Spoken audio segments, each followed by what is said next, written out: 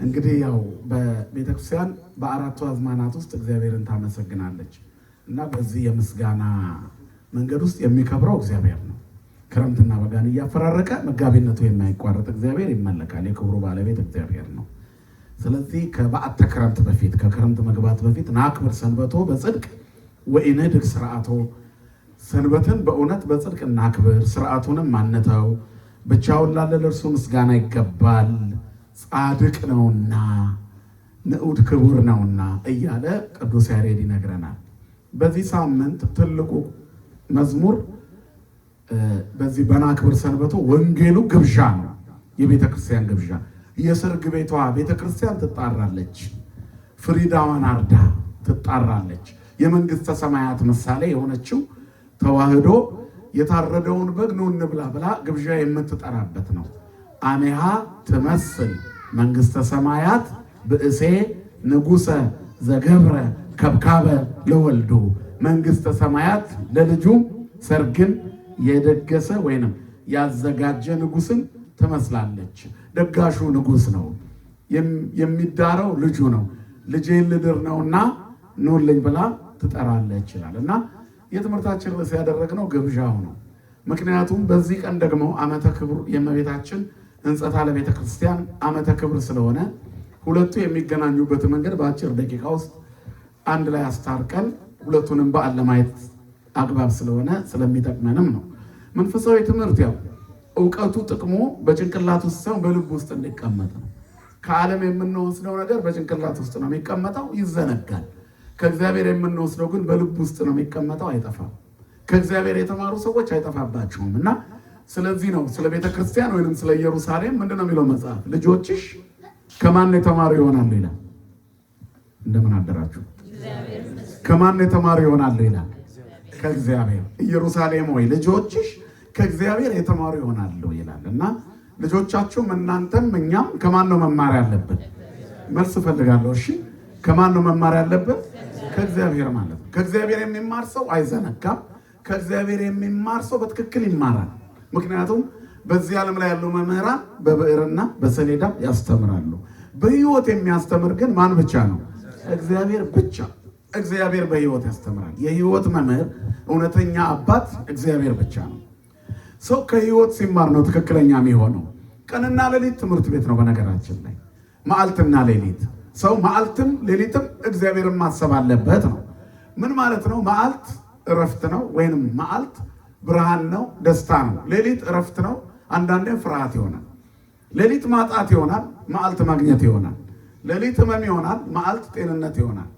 ሌሊት ፍርሃት ይሆናል፣ መዓልት ደግሞ ጥብዓት ይሆናል። ሌሊት ማግኘት ማጣት ይሆናል፣ መዓልት ማግኘት ይሆናል።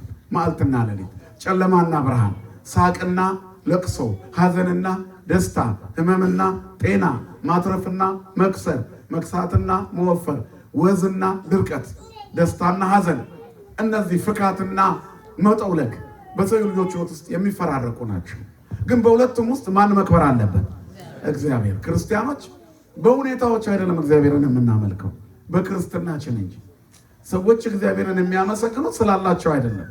ሲኖረን የምናመሰግንና ስናጣ ከሆነ ይህንን የዚህ ዓለም ሰዎች የሚያደርጉታል፣ ኃጢአተኞች የሚያደርጉታል ነው። ምክንያቱም በበላ ጊዜ ማይደሰት ሰው የለም፣ በደላው ጊዜ ማይደሰት የለም፣ ባጣ ጊዜ ማያዝን የለም። ክርስቲያኖች ግን አዝነውም ደስተኞች ናቸው። ማን ስላለ? ከነሱ ጋር ማለት ነው፣ እግዚአብሔር ስላለ። ስለዚህ እግዚአብሔር አምላካችን ተብሎ ሊጠራ የማያፍርብን የነገሮች መፈራረቅ እንዳናመሰግነው ስለማይከለክለን ነው። ያ ማለት ቤተክርስቲያን የሰራችው ሕግ በሁሉም እግዚአብሔር መመስገን ስላለበት ነው። የክረምት ምስጋናዎች አሏል። ምክንያቱም ክረምት ያስጨንቃል፣ የጨለማ ምልክት ነው። ገበሬው ከላይ የዘነበበት ከታች ጭቃ ውስጥ ሆኖ ጎርፍ እየሄደበት ግን መስራቱን አያቆምም። ልብሴ እንዳይቆሽሽ፣ እጄ ጭቃ እንዳይነካ፣ ዝናብ እንዳይዘንብብኝ አይልም።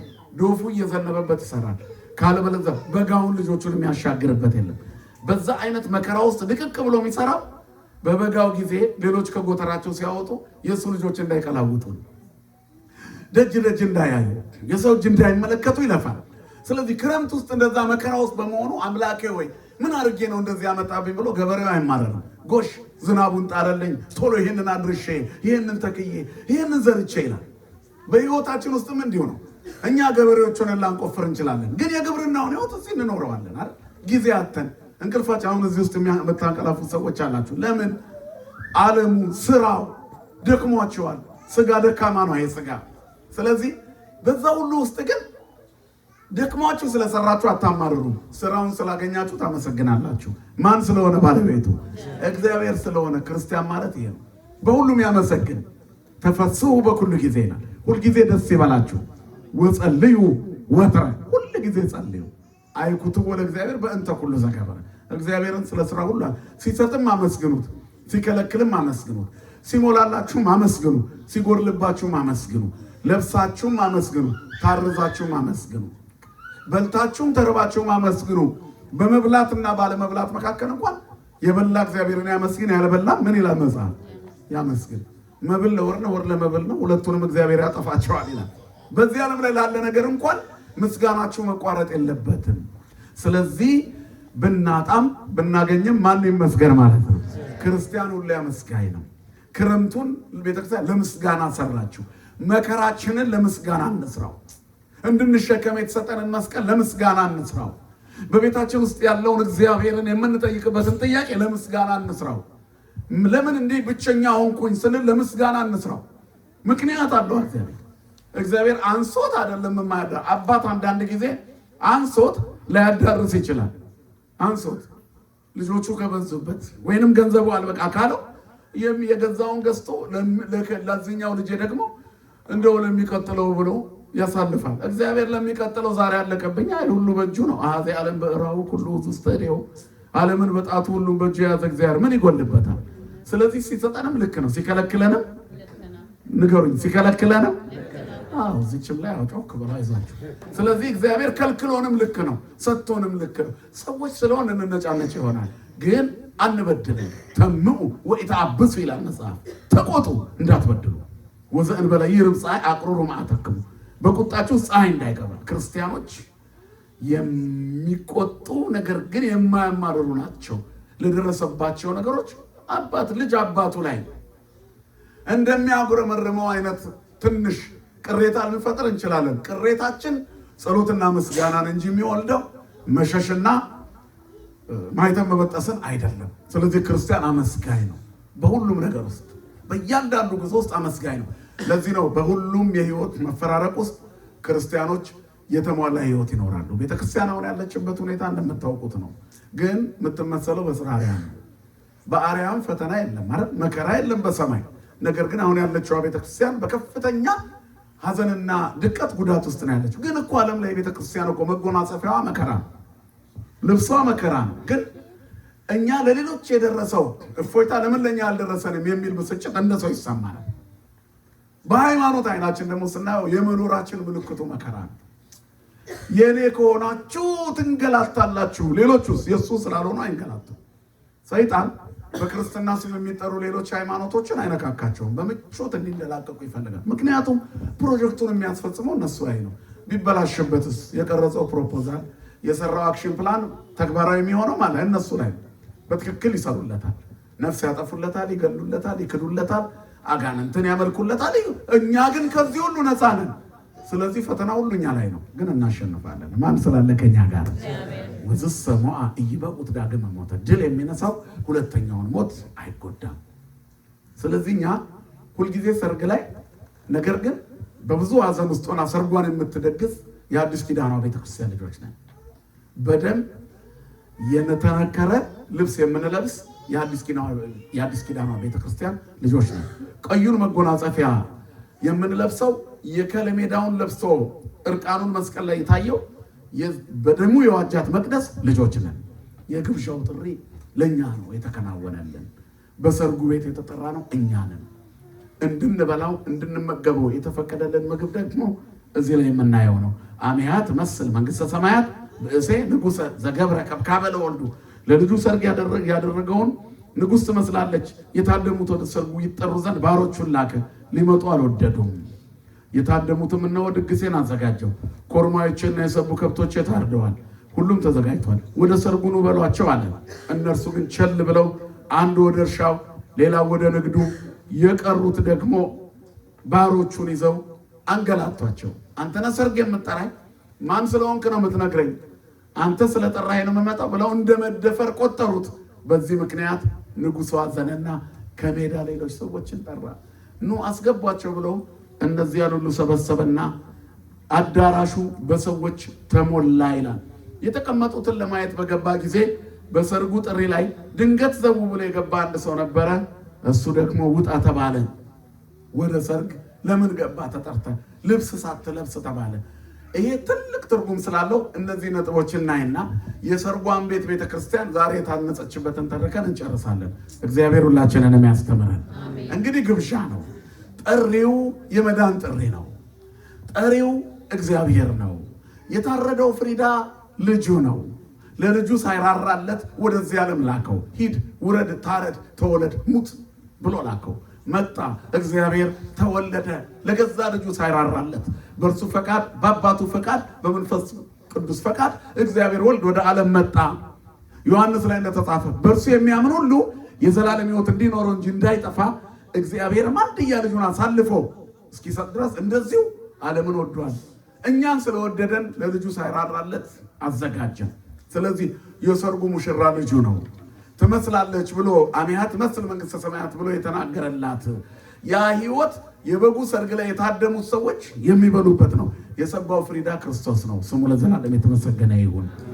እስመ ፋሲካነ ክርስቶስ ተሰቅለ፣ ፋሲካችን ክርስቶስ ታረደ ይላል ሐዋርያው ቅዱስ ጳውሎስ። የታረደው በግ እሱ ነው። በቅዳሴም ቅዳሴ ዲዮስቆሮስ ላይ በጉ ይምጣ ይላሉ አባቶቻችን። በግ ይምጣ ንርአዮ በአይንት ወንጥቦ በባይዳው ከመንትፈሳህ ቦቱ፣ በጉ ይምጣ በአይናችን እንድናየው በእጆቻችን እንድናርደው እንቆርሰው ይላሉ። ይደመር ስጋው ምስለ ዝንቱ ህብስት ወደሙኒ ይትካው ምስለ ዝንቱ ጽዋ። ቅድም ወደዚህ ተሰልፈው ሁሉም የታዘዘላቸው የተፈቀደላቸው ሲቀበሉት የነበረው በግ እሱ ነው። ወደሙኒ ይትካው ምስለ ዝንቱ ጽዋ፣ በዚህ ጽዋ ላይ ደሙ ይቀዳል። በዚህ ከዚህ ህብስት ጋራ ስጋው አንድ ይሁን ሲል ይለወጣል። ጸሎት የማይለውጠው የለም። እግዚአብሔር ደግ ነው። ስሙ የተመሰገነ ይሁን። ከሰማያት የወረደውን እንጀራ እንድንበላው ዘኢተገብረ ለመላእክት ተገብረ ለሰብ፣ ለመላእክት ያልተሰራው ለሰው ተሰራ። እግዚአብሔር ለሰው ልጆች ሞተ። እግዚአብሔር ለሰው ልጆች ታረደ። እግዚአብሔር ለሰው ልጆች ሰው ሆነ። ሰው አምላክ እንዲሆን አምላክ ሰው ሆነ። እግዚአብሔር ሰው ሊያደርገን ሰው ሆነ። ስሙ ለዘላለም የተመሰገነ ይሁን። የሰውነትን ስራ ስላዛነፍ ነው፣ የተፈጠርንበትን ዓላማ ማሳካት ስላቃተን እግዚአብሔር ለኛ ሞተ። ስለዚህ በሞቱ ሞታችንን አስወግዶልን በትንሣኤው ተስፋ ትንሣኤ የሰጠን ክርስቶስ የሰርግ ቤተክርስቲያንን አስቀምጦልናል። እስከ ዓለም ፍጻሜ ከእናንተ ጋር ነኝ የሚለው የእርገቱ መልእክት ክርስቶስ ሁል ጊዜ በዚህ ቤተክርስቲያን ለመኖሩ ምልክት ነው። እሱ የሰራውን ስራ ማን ይተረጉምልናል? መንፈስ ቅዱስ ይተረጉምልናል። አባቴ እስከ ዛሬ ድረስ ይሰራ ነበር፣ እኔ ደግሞ ሰራለሁ አሁን። ከዛ መንፈስ ቅዱስ ይሰራል። ራሱ ነው የተናገረው። ምን ማለት ነው? አባቴ ይሰራል እስካሁን ሰርቷል ማለት ስራውን አቁሟል አይደለም። የአብ የወልድ መንፈስ ቅዱስ የግብር ልዩነት፣ የአካል ልዩነት፣ ነገር ግን የተዋህዶ ወይንም የባህሪ የመለኮት አንድነት ለመናገር ነው። ክብርና ምስጋና ለአምላካችን ይሁን። ስለዚህ በተዋህዶ የከበረው ወልድ ከሶስቱ አካል አንዱ አካል ነው። የሚታረደው በግ እሱ ነው። ድግሱን የደገሰው አብ ነው። የዘላለም ሕይወት እንዲኖረን እኛ ለልጁ ሳይራራ ሮሜ 5 ላይ በልጁ ሞት ታረቀን ይላል። ለልጁ ሞት፣ የልጁ ሞት ለእኛ መታረቂያ ያደረገው። ሰርጉ ተዘጋጅቷል፣ ኑ ብሉ ተባሉ። የሰው ልጆች አንበላም አሉ። መጀመሪያ ድግሱ የተደረገው ለእስራኤል ቤት ነው። ሂዱና ጥሯቸው ተብሎ ተጠርተው ምክንያት የፈጠሩት እስራኤል ናቸው። እስራኤል ወደዚህ ዓለም የመጣውን ክርስቶስን መቀበል አቃታቸው። ምክንያቱም ቤተ ክርስቲያን ምኩራብ የሰበሰበችውን ቤተ ክርስቲያን ልትወርሰው ነው። እነሱ ግን አላወቁም። ዮሐንስ አፈወርቅ እንደተናገረው አሕዛብ አስተጋቡ ጽጌረዳ በሂሩቱ ወሶኩሰ ተርፈ በኀበ አይሁድ እና እንተ ኢትጸተ ሃይማኖት። አሕዛብ በቸርነቱ ጽጌረዳውን ሰበሰቡት፣ አይሁድ ግን እሾኩ ተረፋቸው። ይቺ ምንድናት? የሃይማኖት ማነስ ናት። ግብዣው የተደገሰው ድግስ ላይ ጽጌረዳውን በቸርነቱ የሰበሰበው አሕዛብ ናቸው። ላልፈለጉኝ ተገኘው፣ በስሜ ላልተጠራው ሕዝብ እነሆኝ እነሆኝ አልኩት ይላል ኢሳይያስ 66 ላይ። ሲጠብቁት የነበሩ እስራኤላውያን ሲመጣላቸው አንተ አይደለህም አሉት። ግብዣው ጥሪ ሲደረግ እምቢ አሉ። እውር እያበራ ለምጻም እያነሳ ከሰማያት የወረደው የሕይወት እንጀራ እኔ ነኝ እያለ ትቶት የሚሄድ በዛ በምን ስልጣን ታደርጋለህ የሚል ክስ እንጂ በማድረጉ ደስ አይላችሁም። ቤታቸውን በበረከት እየሞላ በጥርጣሬ ያዩት ነበረ። ስምዖን ለምጻሙ እንኳን ሳይቀር ቤቱ ጠርቶት ለምጻምነቱን ሳይጸየፍ የገባውን ጌታ ማርያምን ተፍረት እግሩ ላይ እንባዋን ስላፈሰሰች እንዴት ትነካዋለች ብሎ ጌታ ሊጸየፍ ፈለገ። ክርስቶስ አስተማረው። መድኃኒዓለም ያስተምረላችንን። ሳናውቅ የምንሰራቸው ስህተቶች ብዙ ናቸው። ናትናኤል የሚባል አንድ ሰው በፊልጶስ ተጠራ። የመጀመሪያው ጥሪ ጊዜ መሲህን እኮ አግኝተነዋል፣ እግዚአብሔር እኮ ተወልዷል፣ ሰው ሊያደርገን ሰው ሆኗል፣ ትንቢት የተነገረለት ሱባኤ የተቆጠረለት ተገኝቷል ሲለው አሉባልታ ከተሞሉ አይሁድ የተወለደው ናትናኤል ደግሞ ከናዝሬት መልካም ነገር ሊወጣ አይወጣም መልካም ነገር ሊወጣ አለ። ከዚያ በኋላ ጌታ ዘንድ ሲቀርብ የዋህነቱን አይቶ ጌታ ነዋ ብእሲ ዘአልቦ ጽሉት ውስጥ ነዋ እስራኤላዊ ዘአልቦ ጽሉት ውስጥ ልቡ ነዋ ዘበአማን እስራኤላዊ ዘአልቦ ጽሉት ውስጥ ልቡ እውነተኛ የእስራኤል ሰው ነው፣ ልቡ የዋህ ነው፣ አሉባልታ እየጠመዘዘበት ነው። ወሬ ከሚጠመዘዘን ሰውነት እግዚአብሔር ይሰውረን። ይህንን ሲለው በአይቴ ታምረን ያለ ውስጡ ነገር ስለተሞላ የታወከኝ አለው። የልቡን ነገረው። እምቅድመ ይጸውዕከ ፊልጶስ ርኢኩ ከበታሕተ በለስ ፊልጶስ ሳይጠራ ገና በበለስ በታች ሳለ አውቃለሁ አለ። እግዚአብሔር ሳንፈጠር ያውቀናል። ስሙ የተመሰገነ ይሁን። እየሰራን እሱ አይደለም እንዴ? ሸክራ ሰሪ ጭቃውን እጁ ላይ ያለ ጀበና እንደሚያደርገው አያውቅም? ምን አይነት ጀበና እንደሚያደርገው ያውቃል። በእሳት ለብልቦ ቢፈልግ ጠይም ቢፈልግ ጥቁር እንደሚያደርገው ያውቀዋል ሸክላ ሰሪ። እኛም በሰሪው እጅ ያለን ሸክላዎች ነን። ማን ይመስገን። ስለዚህ ከሰሪው ጋር መታገል ከሰራን ጋር መታገል አይቻልም። የጥሪው ግብዣ ከሰራን ጋር እንዳንታገል ነው። በሰራን እጅ ላይ እንድንመገብ ነው። በሰራን እጅ ላይ ጤነኞች እንድንሆን ነው። ክርስትና ጤነኛ ህይወት ነው። መከራ ቢበዛበት የመጨረሻው ስኬት የእግዚአብሔር መንግስት ነው። በብዙ ጻማ ወህማ ሀለውን እንባ ውስተ መንግስት እግዚአብሔር ነው። ወደ እግዚአብሔር መንግስት ዋጋ ተከፍሎበት ይገባል። አልጋ በአልጋ አይደለም የክርስትና ጉዞ። ምክንያቱም ባለቤቱ የተቀበለውን መከራ ልጆቹ በስሙ ይቀበላሉ። አንዱ ስለ ሁሉ ሞተ፣ ሁሉም ስለ እርሱ ይሞታሉ። በስሜ መከራ ይደርስባቸዋል። በነፃነት እንድንኖር ነፃ አውጥቶናል። ነፃ ወጥተናል ማለት አንፈተንም ማለት አይደለም። ተፈትነን እናሸንፋለን ማለት ነው። ታጥቀናል ማለት ነው። አዳም አልታጠቀም ነበረ፣ ራቁቱን ሆነ። ከአዳም በኋላ ያለ ትውልድ በሙሉ ያለ ትጥቅ ስለሚኖር በደል ውስጥ ነበረ። የሞተ ሲኦል ነው የሚወርደው። እኛ ግን ትጥቅ ተሰጥቶናል። በደም ያጌጠ ልብስ ለብሰናል። ስለዚህ እኛ ጋር ሰይጣን እንዳይቀርብ ማን አለ? ከኛ ጋር እግዚአብሔር አለ። ግብዣው ነጩን ልብስ እንድንለብስ ነው። በደሙ እንድናጌጥ ነው። የመንግስተ ሰማያት ዜጎች እንድንሆን ነው። ለአይሁድ መጣላቸው ክርስቶስ። መምጣቱን ሲያዩ አልተቀበሉትም። ምክንያት ፈጠሩ። አንዱ ወደ እርሻው፣ ሌላው ወደ ንግዱ፣ ሌሎቹ ደግሞ መገፈታተር ጀመሩ። በክርስቶስ ደቀ መዛሙርት ላይ መከራ ሁሉ አበዙባቸው። በመጨረሻ ሌሎችን ጥሯቸው አለ። ወሰኩሰ ተርፈ በኀበ አይሁድ አሕዛብ አስተጋቡ ጽጌረዳ በሂሩቱ ወሰኩሰ ተርፈ በኀበ አይሁድ እንተ ይእቲ ይስጠት ሃይማኖት። ዮሐንስ አፈወርቅ ነው ያለው። አሕዛብ በእግዚአብሔር ቸርነት ጽጌረዳውን ሰበሰቡ። ላልጠሩኝ አለው አልኳቸው፣ ላልፈለጉኝ ተገኘው፣ ላልጠበቁኝ ተገለጥኩ ብሎ እንደተናገረ በነቢዩ ዓለም ሁሉ የክርስቶስን መዳን ተቀበለ። እኛ አገኘ ነው፣ እኛ ግን አየነው አለ አባ ሕርያቆስ። ዳሰስ ነው፣ ከእርሱም ጋር በላን ጠጣን አለ። ክብርና ምስጋና ለአምላካችን ይሁን። ስለዚህ እንድናየው እንድንዳሰሰው እግዚአብሔር ወደኛ መጣ። ታዲያ ግን ወደዚህ የተደረገው በረከት ላይ ወንጌሉ የሚነግረን አንድ ታሪክ አለ። በግብዣው ላይ ለመገኘት ነጭ ልብስ መልበስ ያስፈልጋል። ሂዱና ሌሎቹን ሰብስቡ ማለት ለአሕዛብ ሁሉ ንገሩ፣ ያልተቀበሏችሁን ከተማ ለቃችሁ ውጡ ነው። ዛሬ ኢየሩሳሌም ደም የምትጨብጥ ከተማ ሆናለች። ልጆቿ ደም የሚቀበሉ ሆነዋል። ምክንያቱም ተሰብስበው ክርስቶስን ለመስቀል ስለተማማሉ ማለት ነው። ማይበራን አይሁድ ተመድበሉ ለሰቂለ አምላክ ተማሃሉ እንለለ ክቡረ ንጉሰ ሰቀሉ እንላለን። ደሙ ለዓለይነ ወላዕለ ውሉድነ ይቤሉ ደሙ በእኛ ላይና በልጆቻችን ላይ ይሁን ብለው ምለው መድኃኒታቸውን ሰቀሉ። ይኸው ከተማቸው የደም ከተማ ነው። ጥሩ እንቅልፍ ተኝተው አያውቁም። አሁንማ ብሶባቸው ውሎና አዳራቸው ግበ በምድር ውስጥ ሆኗል። ወደ ታች ክርስቶስን ከላይዋ ላይ የምታነሳ ከተማ የስጋት ህይወት ነው የምትኖረው። የዛፍ ላይ እንቅልፍ ነው የምትተኛው። ስለዚህ ቤታችን ሰላም እንዲሆን ክርስቶስ ያስፈልገናል። ስሙ የተመሰገነ ይሁን። ያለ ክርስቶስ ህይወት ባዶ ነው። የቤታችን ጉልላት መድኃኔዓለም ይሁን። የሰርጉ ጥሪ እሱ ነው። ስጋው ደግሞ የተቀበሉ የሚያስቀድሱ የዕጣን መዓዛ ያላቸው ሰንበትን ቤታቸው የማይተኙ ምዕመናን እድለኞች ናቸው። በፍጹም 7ቱን ቀን ማንም አይቀርባቸውም። አይላፍ በየማንከ ወበኀቤከ ይቀርቡ እኮ ቀኝና ግራ ላይ እልፍ ጠላት ይሰበሰባል። ነገር ግን አንተ ዘንድ ሊቀርቡ አይችሉም። ማን ስላለ ካንተ ጋር ነው? ካንቺ ጋር ማን ስላለ? እግዚአብሔር ከኔ ጋር ነው እንደሚለው አይነት ድል የለም እኮ። ምክንያቱም ጠባቂያችን ነው። የማይተኛ ይደቅስ ዘያዕቅበከናው ይደቅስ ወይነውም ዘያዕቅበው ለእስራኤል እስራኤልን የሚጠብቅ አይተኛም አያንቀላፋም። እግዚአብሔር ጠባቂያችን ነው። ስሙ የተመሰገነ ይሁን። ስለዚህ ቤተክርስቲያን ፍጽምት ሆና የተሰራችው እኛ እንድንመገብባት ነው። የግብዣ ቤት ናት። የሰባው ፍሪዳ በየቀኑ ይሰጠናል። በጉ ይምጣ፣ በዓይናችን እንየው፣ በእጆቻችን እንረዳው። ስጋው ከዚህ ህብስት ጋር አንድ ይሁን፣ ደሙ ከዚህ ጋር አንድ ሆኖ ይቀዳ ብለው ይሰጡናል። ከዛ ከሰማይ የወረድከው የሕይወት እንጀራ ነኝ ያለው ክርስቶስ ብሉኝ ያለውን እንበለዋለን። አዳም አትብላ ሲባል በላ። እግዚአብሔር አዘነለት፣ በመብላቱ ተራቆተ።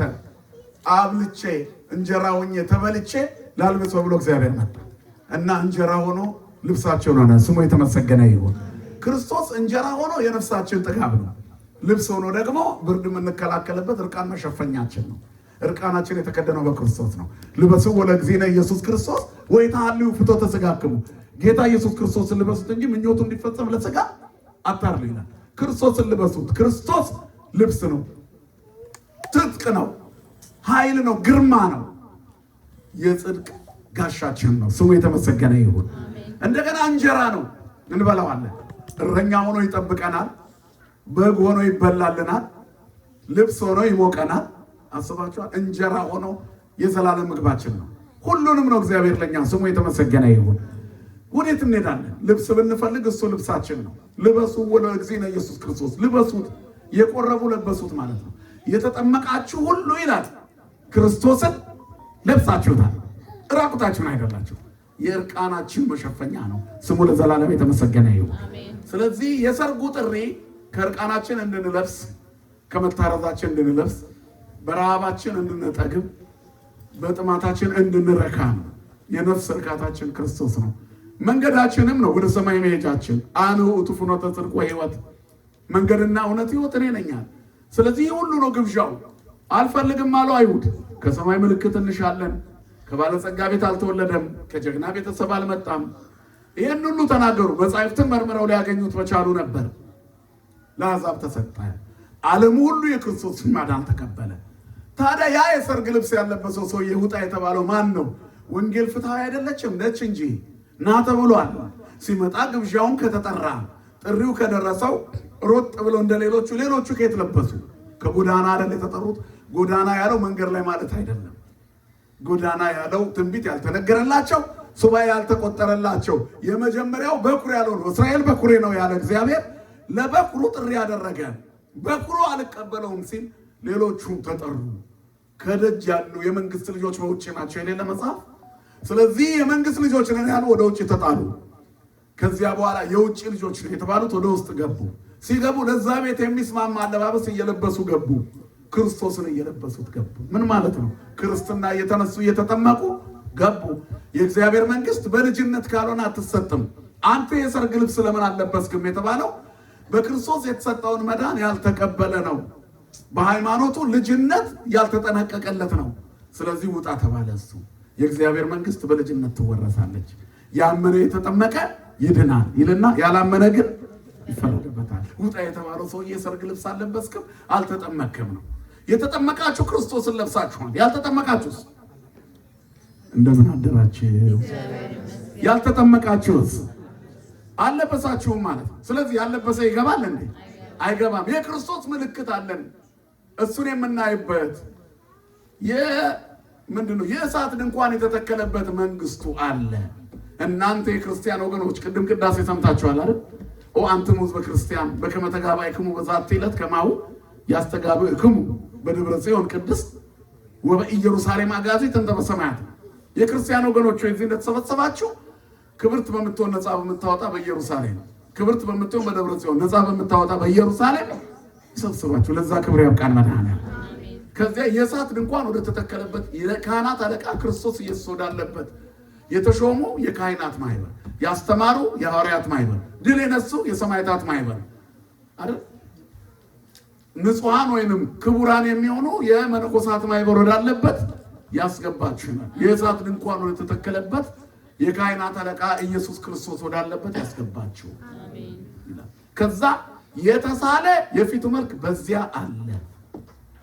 ወየ ሀሎ መልክዓ ገጹ ሰው እኛ የልጁን መልክ መስለን የተሰራ ነው። እኛ እሱን እንድንመስል እሱ በድንግል ማርያም በኩል እኛን መሰለ። ስሙ የተመሰገነ ይሁን። እግዚአብሔር ሰው ሆነ ስንል በእመቤታችን ነው።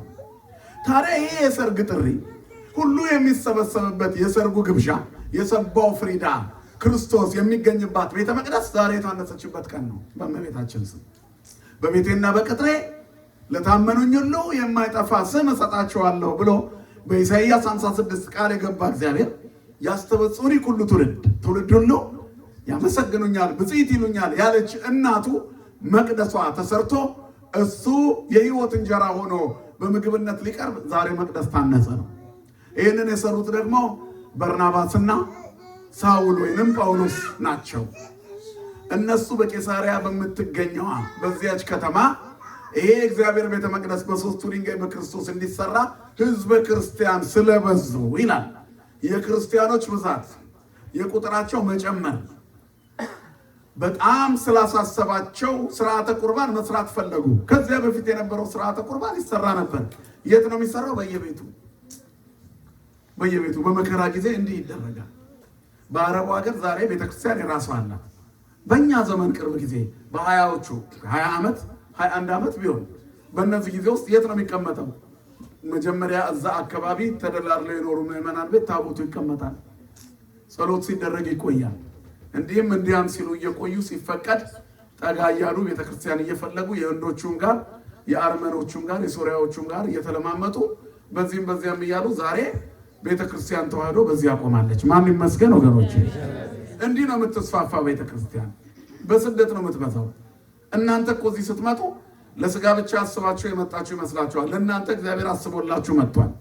ስለታችሁ እንደው ከዚህ ወጥቼ ኑሮዬን አሻሽዬ ቤተሰቤት ረድቼ ነው እንጂ እንደው እዚህ መጥቼ ቤተክርስቲያን አግኝቼ ብሎ የተሳለ ማንም የለም። ከሀገሩ ሲመጣ ብዙዎቻችን ሀሳባችን ይሄ ነው። ትንሽ ሰርቼ ተመልሼ ነው እንዲህም እንቆያለን አገራችን አድርገነው ስሙን ጠርተን እንኖራለን ብለን አስበንም አንመጣም። ይሄ የታወቀ ጉዳይ ነው። ግን የእግዚአብሔር ፈቃዱ እኛን እዚህ አስቀምጦ ቤተክርስቲያንን እዚህ አምጥቶ ታቦተ ሕጉ መጥቶ እኛም በስተን ክርስቲያኖችን በስተው ሌላውም ዓለም እኛን እያየ በዚህ መንገድ እንዲመጣ ሌሎችን መማረክ የምንችልበትን ውብ ክርስትና ስለሰጠን አስቀመጠን። ሐዋርያነታችን ሰርቷል።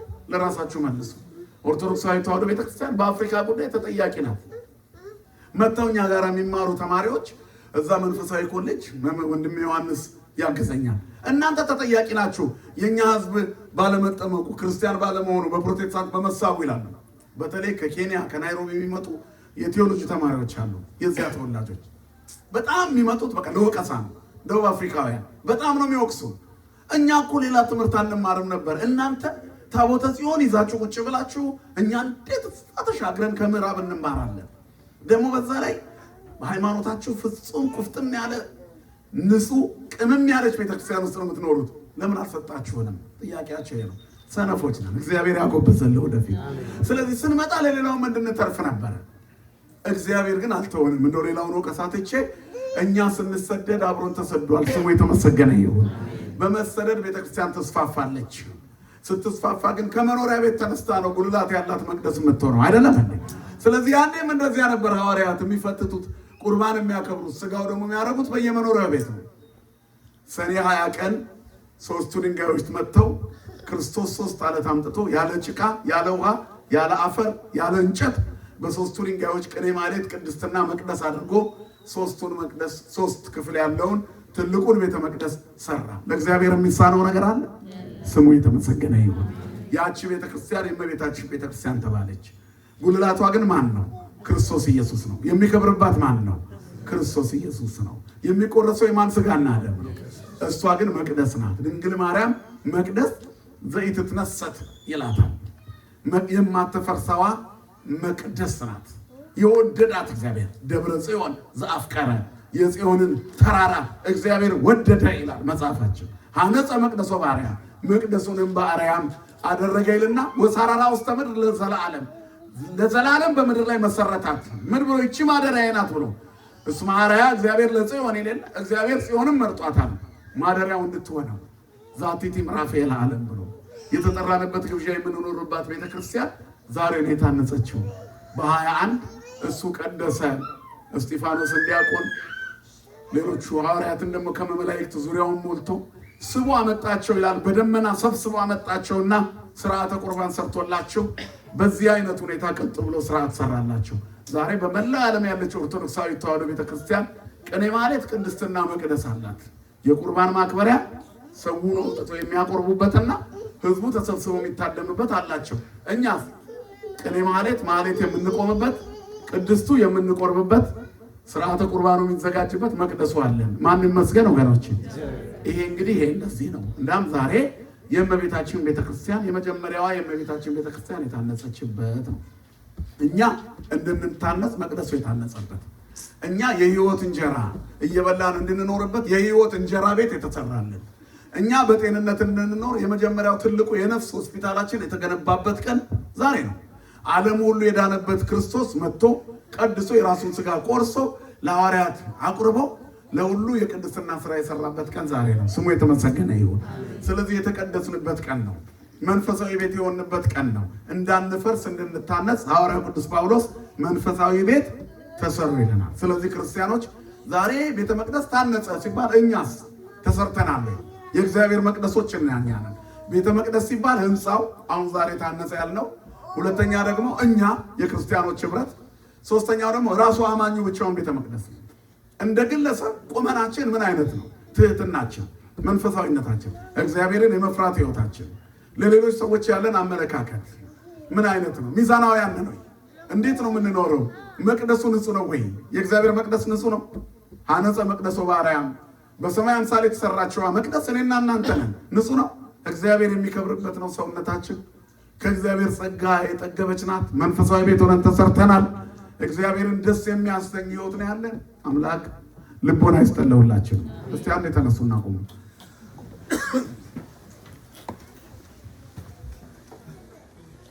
የተኛና ያልተኛ ለመለየት። ስለዚህ መጽሐፍ ምን ይላል? መንፈሳዊ ቤት በሉ እስኪ ሁላችሁ ተሰሩ። መንፈሳዊ ቤት ተሰሩ። ቁጭ በሉ፣ አረፍ በሉ። እግዚአብሔር ያክብራችሁ። መንፈሳዊ ቤት ተሰሩ። የእግዚአብሔር መቅደስ ሆነው እንደ መሰራት ያለ ትልቅ ጸጋ የለም። ስለዚህ መሰራት ያስፈልጋል። እየፈረሰ ነው ቤታችሁ።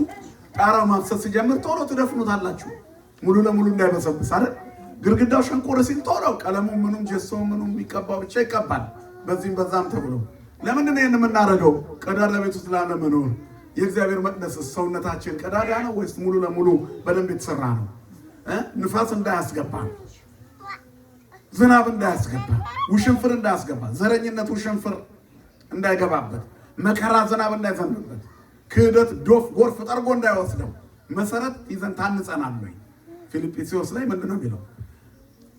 ስር ሰዳችሁ ቆላስይስ ላይ ታነጹ ይላል። በክርስቶስ ክርስቲያኖች ስር ሰደው የታነጹ ናቸው። ንፋስ መጥቶ የማያበላሽው ቃሌን ሰምቶ የሚያደርግ ሁሉ ቤቱን በአለት ላይ የሰራ ልባም ሰውን ይመስላል ይላል። ዝናብ ዘነበ፣ ጎርፍም መጣ፣ ነፋስም ነፈሰ፣ ያንን ቤት አነቃነቀው። ሊያነቃነቀው ግን አልቻለም። ቃሌን ሰምቶ ተግባራዊ የማያደርግ ደግሞ ቤቱን በድቡሽ ላይ የሰራ ሰው ይመስላል፣ ወይንም በአሸዋ ላይ የሰራ ይመስላል። ዝናቡ በመጣ ጊዜ፣ ነፋስም በነፈሰ፣ ጎርፍም በመጣ ጊዜ ጠራርጎ ወሰደው፣ ያ ቤት አልተገኘም። ሁሉ የሚወስደንን ማንም እንደ ልቡ የሚያዞረንን ወይስ ንጹህ የእግዚአብሔር መቅደሶች ነን? ክርስቲያኖች በእግዚአብሔርና በቃሉ የሚኖሩ የታነጹ ናቸው። ግብዣው ይሄ ነው። ከበላ በኋላ ሰው ሌላ ይቀላቡታ። ንገሩኝ እስኪ። እቤታችሁ እንኳን አትበሉም እኮ። ሰርግ ቤት ሄዳችሁ በልታችሁ እቤት ስትገቡ ስለማረፍ ነው የምታጸርበስ። ሰርጉ እንደው ስለ ስጋዊ ሰርግ ነው እንዴ? ስናነሳው እኮ ነው ዋናው ብፌው። ምግቡ ምግብ ነው፣ በደንብ በልቻለሁ በቃኝ እንላለን እንጂ መቼም እዛ በልታችሁ ሌላ አትበሉ። አሁን እኛ የተቸገርነው ነው። ፍጽምት በሆነች ቤተክርስቲያን ውስጥ ስንበላ ቆይተን ሌላ ቦታ ቁርጥራጭ እንጀራና ንፍሮና ቆሎ ስንሻማ እንታያለን። ወላጆቻቸውን እንደሚያሰድቡ ልጆች ከመሆን መድኃኒዓለም ይጠብቀን። ልጆች ሆነን ያቅማቸውን ያህል ቤተሰቦቻችን ለእኛ አላቸውና አልባሌ ቦታ ሲያዩን ምን አስቀላወጠ ሌላ እቤት የምትበላው አጣ ወይ ለምን አሰደብከኝ ብሎ ይቀጡን የለ። እግዚአብሔርን በዚህ ያዝንብናል። ከሌላ ሃይማኖት ስንቀላውጥ፣ ከዘፈን ስንቀላውጥ፣ ከምንፍቅናው ስንቀላውጥ ከዘረኝነቱ ስንቀላውጥ እግዚአብሔር አይወድም። እኔ ጋር ሁሉም አለ፣ ምን አስኬዳችሁ ሌላ ጋር የኮመጠጠ ለምን ትበላላችሁ? ፍሬሹን እኔ ሰጣችሁ የለ የዕለት እንጀራችንን ስጠን ብላችሁ ለምናችሁ መች ከለከልኳችሁ? ንጹህ እንጀራ የዕለት ማለት የማያድር የማይሻግት እንጀራ ስሙ የተመሰገነ ይሁን። አያልቅበት በየቀኑ ይሰጠናል። ስለዚህ መንፈሳዊ ቤት ተሰሩ። ግብዣው ጥሩ ይሄ እንድንታነጽ። ዛሬ እመቤታችን መቅደስ ታነጽ። አዎ ድንግል ማርያም ለታመመው ዓለም መድኃኒት ወልዳ ሰጥታለች። ስሟ የተመሰገነ ይሁን። የመድኃኒት ቤታችን ናት። እውነት ነው። የማትፈርሰዋ መቅደሳችን ናት። የማትጠፋዋ ፋኖሳችን ናት። ስሟ የተመሰገነ ይሁን። ወኩሎ ዘይቤለክሙ ግበሩ የሚላችሁን አድርጉ ብላ ሳሎን ተቀምጣ የጓሮ ጭንቀት ተሰምቷት አማልዳ እንደገና እርሱን ስሙት ብላ አብ ስለ ልጁ የመሰከረውን እናት ደግሞ ደግማ የመሰከረች ናት። ስሟ የተመሰገነ ይሁን። ስለዚህ እመቤታችን ወደ ክርስቶስ አሳይታናለች። አሁንም የምናየው ወደ እርሷ ነው። እርሷን ስናይ የምናገኘው ማንን ነው? ክርስቶስን ነው። ስለዚህ ክርስቶስን ለማየት በእመቤታችን በኩል እንዲህ ከታየ አይናችን ከክርስቶስ ላይ አይነቀል፣ ከመቅደሱ አይነሳም፣ ከግብዣው አትለዩ። መንፈሳዊ ቤት ተሰሩ ነው። እንደ ማህበረሰብ ደግሞ እግዚአብሔር አንድነታችንን ይወዳል። የአዲስ ኪዳኗ ቤተክርስቲያን ፈተናዋ ጭቅጭቅ ነው። በትንሽ ነገር እስከ መፍረስ እስከ መበታተን የሚደርስ ፈተና ይደርስባታል። መንፈሳዊ ቤት ተሰሩ፣ ታነጹ። ዛሬ መቅደስ ታነጸ ማለት ስር ሰዳችሁ ታነጹ። ከዛም በኋላ የነፋስ ሽውታ እንዳይጥላችሁ፣ የተለያየ ነገር ችግር እንዳይፈጥርባችሁ አንድነታችሁን ጠብቁ ማለት ነው። ታነጹ ማለት ከታነጸ ዓላማችን ይገባናል። የሰባኪው መቆጣት፣ የካህኑ መጥፎ ቤት ማሳየት ከዚህ ቤት ሊያወጣን አይችልም። የአባታችን ቤት ነው አይደለም እንዴ? ኢትግበሩ ቤተ አቡየ ቤተ መስያት የሚለው ጌታ የአባቴን ቤት የንግድ ቤት አታድርጉት የሚለው ቃል እኛ የእርሱ ስለሆንን የአባቴ ቤት ብለን እንድንኖር ይፈልጋል። መንፈሳዊ ቤት ተሰሩ ነው። መንፈሳዊ ቤት ተሰሩ። ሌላው ደግሞ ትልቁ መቅደስ ታነጸ የተባለው እንድንቆርብበት ነው። ይሄኛው ሶስተኛው መቅደስ ማለት ነው። ተግባራዊ ስርዓት አምልኮ የምንፈጽምበት። ማንም ሰው ሁሉን አድርጎ ራሱን ካላዳነ ምን ይጠቅማል? አይደል የሚለው ዓለሙን ሁሉ ቢያተርፍ ሰው ነፍሱን ካላዳነ ምን ትረባው ለሰብ ምን ትበቆ ለሰብ ነው አይደል? ለመረባ ዓለም ወነፍሱ ሀጉለ ነፍሱን ካላዳነ ዓለሙን ሁሉ ቢያተርፍ ምን ይጠቅመዋል? ስለዚህ ዓለም ላይ ሮጣችሁ መታችሁ እዚህ ቆማችኋል። ደግ ሰዎች ናችሁ። አብያተ ክርስቲያናት ሲታነጽ አላችሁ። ድሃ ለመርዳት አላችሁ። ሀገር ቤት ያለችው አብያተ ክርስቲያን መከራ ሲደርስባት አላችሁ። ለራሳችሁ ልጆቻችሁን ለማቁረብ አላችሁ አሰልፋችሁ። እናንተስ ማን ነው የቆረበ እዚህ ውስጥ ያለው? መቼ ነው የምትቆርቡት? መቼ ነው የህይወት እንጀራ የምትበሉት? የሰርጉ ጥሪ ግብዣ እናንተንስ? እንግዲህ ለልጁ ሰርግን ያደረገ ንጉሥን ትመስላለች መንግስተ ሰማያት። ለልጁ የተደረገችው የሰርግ ቤት ይቺ ናት። እዚህ ሳንታደም እዛ አንሰበሰብም። እዚህ ያልበላ ነው እዛ አንዘምርም። ሰርግ ከተበላ በኋላ ይዘምራል አይደለም? ልክ አይደለውም እንዴ? በልቶ ሹልክ ብሎ አፍጠርጎ የሚወጣ የለም። ሰርግ ላይ ትንሽ ቸብቸብ ያኛውም ከሆነ እንኳን ትንሽ ከተከሻም ከወገብም ነቅነቅ ይደረጋል። ያው ባህል ነው ብለን ነው እንጂ ሰርግ ያው ዘምረን ከሄድን ይበቃል። እግዚአብሔር ከሁላችን ጋር ይሁን። ስለዚህ ትዘምራላችሁ። በልቶ ብቻ መሄድ የለም። ዝም ብሎ መሰናበት የለም። እንኳን ደስ አላችሁ ብላችሁ አብራችሁ አጨብጭባችሁ ፎቶ ተነስታችሁ ያን ሁሉ ታደርጋላችሁ። አያችሁ፣ ምክንያቱም በልታችኋላ። ስለዚህ እዛ ነው የምንዘምረው። ዋናው መዝሙር እዛ ነው። ሰማይ ላይ በቃ ስንዘምር መኖር ነው። የቅዱሳን ማይበርተኞች ነን። ምስጋናችን አይቋረጥም። የተፈጠርነው ለምስጋና ነበር። ወደ ምድር የጣለን ኃጢአታችን ነው እንጂ ሰው እግዚአብሔርን ለማመስገንና ክብሩን ለመውረስ ነው። ስለዚህ ክብሩን ለመውረስ የተፈጠረ የሰው ልጅ ዳግመኛ በባርነት ቀንበር እንዳይያዝ ግብዣው ላይ መታደም አለበት። ከዚህ ግብዣ አትቅሩ፣ ከስጋው ደግሞ አትቅሩ። ከሰማያት የወረደ እንጀራ እሱ ነው። ስጋውን በልተን ደሙን ጠጥተን የመንግስቱ ዜጎች ለመሆን ያብቃን። በሰማነው ቃል ይባርከን። ይቆየን። ስብሐት ለእግዚአብሔር።